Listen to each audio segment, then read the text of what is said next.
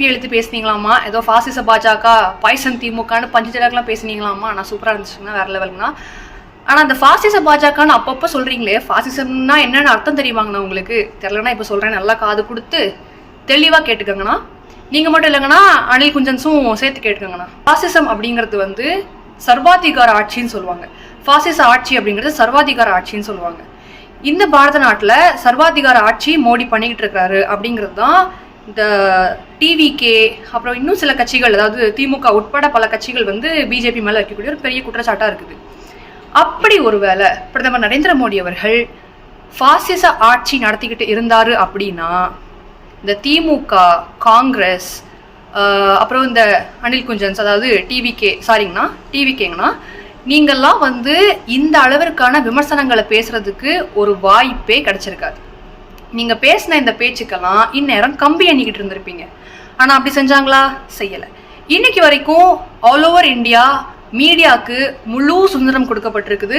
எந்த ஒரு செய்தியாக இருந்தாலும் பாரதிய ஜனதா கட்சிக்கு எதிராக கூட பல பத்திரிகையாளர்கள் வந்து செயல்பட்டுக்கிட்டு தான் இருக்கிறாங்க.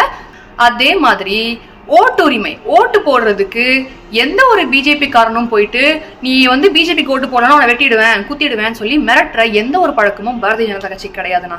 அதே ஃபாசிச ஆட்சி எங்க நடக்குது நான் சொல்லவா? வெஸ்ட் பெங்கால் போனீங்கன்னா உங்களுக்கு தெரியும்.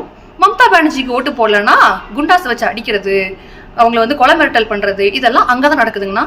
அதனால பிஜேபி வந்து ஃபாசிச ஆட்சி பண்றாங்கன்னு சொல்றதுக்கு ஏதாவது ஒரு உதாரணம் சொல்லுங்கன்னா அதுக்கப்புறம் பாத்துக்கலாம். தெரியுங்கண்ணா, நீங்க உடனே எடுத்துட்டு வருவீங்க, தமிழ்நாடுக்கு கிடைக்க வேண்டிய நிதி எல்லாத்தையும் கிடைக்க விடாம பண்ணிட்டாங்க அப்படி அப்படின்னு. அதுக்கும் ஃபாசிசத்துக்கும் எந்த சம்பந்தமும் கிடையாதுங்கண்ணா. வழக்கம் போல எழுதி கொடுத்ததை வாசிச்சுட்டு சரி அதை விட்டுருங்க, அதை பத்தி நம்ம பேச வேண்டாம். பேசி பேசி எங்களுக்கே போர் அடிச்சிருச்சு. அப்புறங்கண்ணா ஃபாசிசத்துக்கு இன்னொரு உதாரணமும் சொல்றேன், அதையும் நல்லா கேட்டுக்கோங்கண்ணா. இந்த காங்கிரஸ், இந்த திமுக எல்லாம் பண்றாங்க தெரியுமா? ஒரு கட்சி வந்து நடக்கிறதே வந்து எனக்கு அப்புறம் என்னோட பையன், என் பையனுக்கு அப்புறம் என் பேரன், என் பேரனுக்கு அப்புறம் என் கொள்ளு பேரன், இப்படி போகுது இல்லைங்கன்னா இது கூட ஒரு விதத்துல ஃபாசிசம் தாங்கன்னா. அதாவது பொதுவான விஷயங்களுக்கு, பொது செயல்பாட்டுக்கு எதிராக செயல்படக்கூடிய எல்லாமே வந்து ஃபாசிசத்துக்குள்ள வருங்கண்ணா. அதாவது ஒரு கட்சி வந்து எங்களை தாண்டி வேற யாரு மூலமாவும் நடக்கக்கூடாது, அது நடந்துச்சுன்னா எங்க குடும்பம் மட்டும்தான் பண்ணணும் அப்படிங்கிறது கூட ஒரு விதமான ஃபாசிச ஆட்டிடியூட் தாங்கன்னா. நீங்க இதே ஃபாசிச கேள்வியை காங்கிரஸையும் திமுகவையும் பார்த்து கேட்கலாங்கன்னா. அப்படி இல்லைன்னா உங்க காலத்துக்கு அப்புறம் நீங்க எப்படி உங்க தான் கொண்டு வந்து கட்சி நிறுத்த போறீங்க, நீங்க கூட உங்களையும் கூட பிளேம் பண்ணிக்கலாங்கன்னா.